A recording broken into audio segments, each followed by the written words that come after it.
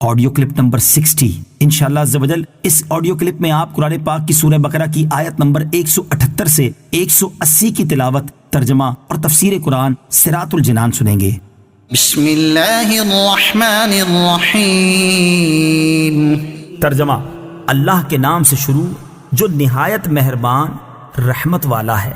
يا أيها الذين آمنوا كتب عليكم القصاص في القتلى الحر بالحر والعبد بالعبد والأنثى بالأنثى فمن عفي له من أخيه شيء فاتباع بالمعروف وأداء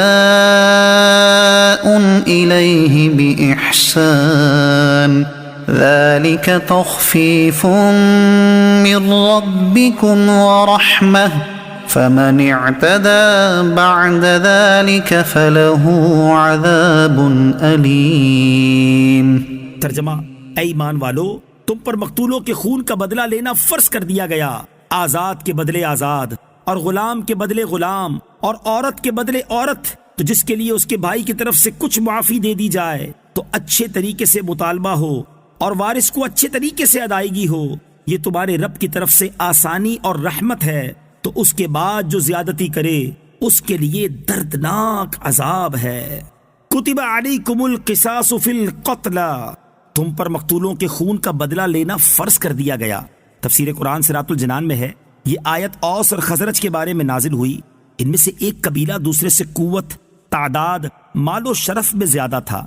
اس نے قسم کھائی کہ وہ اپنے غلام کے بدلے دوسرے قبیلے کے آزاد کو اور عورت کے بدلے مرد کو اور ایک کے بدلے دو کو قتل کرے گا۔ زمانہ جاہلیت میں لوگ اس قسم کی زیادتیوں کے عادی تھے۔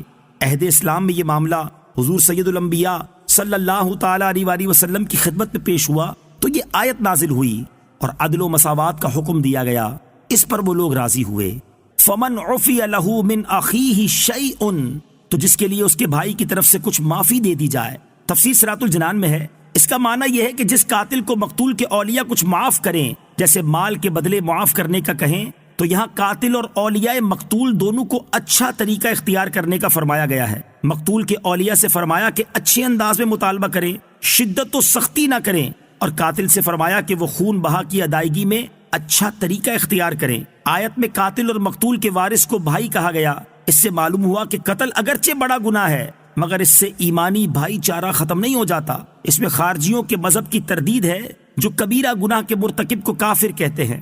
اہل سنت کا عقیدہ یہ ہے کہ گناہ کبیرہ کا مرتکب فاسق ہوتا ہے، کافر نہیں۔ فمن اعتدى بعد ذلك، تو جو اس کے بعد زیادتی کرے، تفسیر صراط الجنان میں ہے، یعنی دستور جاہلیت کے مطابق غیر قاتل کو قتل کرے یا دیت قبول کرنے اور معاف کرنے کے بعد قتل کرے تو اس کے لیے دردناک عذاب ہے۔ وَلَكُمْ فِي الْقِصَاصِ حَيَاةٌ يَا أُولِي الْأَلْبَابِ لَعَلَّكُمْ تَتَّقُونَ۔ ترجمہ: اور اے عقل مندو، خون کا بدلہ لینے میں تمہاری زندگی ہے تاکہ تم بچو۔ وَلَكُمْ فِي الْقِصَاصِ حَيَاةٌ، خون کا بدلہ لینے میں تمہاری زندگی ہے۔ تفسیر صراط الجنان میں ہے، قصاص میں قوموں اور لوگوں کی حیات بیان کی گئی ہے۔ جس قوم میں ظالم کی پردہ پوشی اور حمایت کی جائے وہ تباہ و برباد ہو جاتی ہے، اور جہاں ظالم اور مجرم کو سزا دی جائے وہاں جرائم خود بخود کم ہو جاتے ہیں۔ ایک محلے سے لے کر عالمی سطح تک کے مجرموں میں یہی ایک فلسفہ کار فرما ہے۔ آپ غور کریں تو معلوم ہو جائے گا کہ جن ممالک میں جرائم پر سخت سزائیں نافذ ہیں وہاں کے جرائم کی تعداد، اور جہاں مجرموں کو سزائیں نہیں دی جاتی وہاں جرائم کی تعداد کتنی ہے۔ كتب عليكم إذا حضر أحدكم الموت إن ترك خيرا الوصية للوالدين والأقربين بالمعروف حقا على المتقين۔